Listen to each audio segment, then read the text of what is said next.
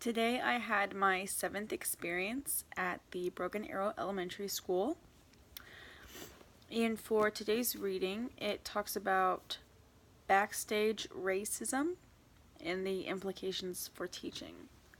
So, something that really stood out to me in this reading today was it says Debbie's comment on how common it is for her friends to tell racial jokes indicates that such jokes appear to be a part of the socialization for many whites.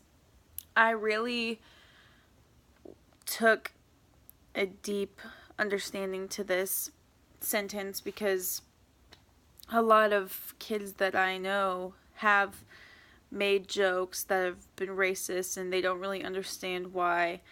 They've just heard it from many people, and it has just become a part of socialization for whites.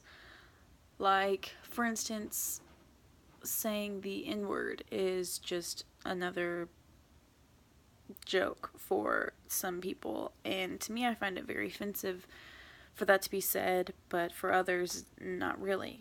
And with today my at my experience, I noticed that some kids were just joking around and saying things that you would say as a second grader, just making fun of the fact that one of the girls had black frizzy hair and black skin while the other girls had straight blonde hair and white skin. And it was very subtle and there were no teachers around, but it's something that I hadn't never heard before, and people have just been so used to saying all the time. And so I was really shocked and kind of stunned to hear that these little boys were making fun of that. And so I went over there and I talked to them and told them that it wasn't right for them to do that, and that everyone is made completely unique, and just because you have a certain type of hair or a certain color of skin doesn't mean that you're any less important than the next person.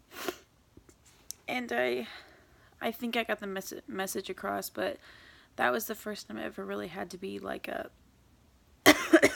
true teacher or like a enforcer of rules. It was the first time I've had to really tell the kids that they've been doing something wrong, and I needed to step in as an adult and tell them that it was not right to do, when really I just felt like the past many times have just been more of a babysitting experience. So this really felt for me like a true teaching experience, which makes me very excited for how I'm going to be teaching my children in the future. So that was my 7th experience.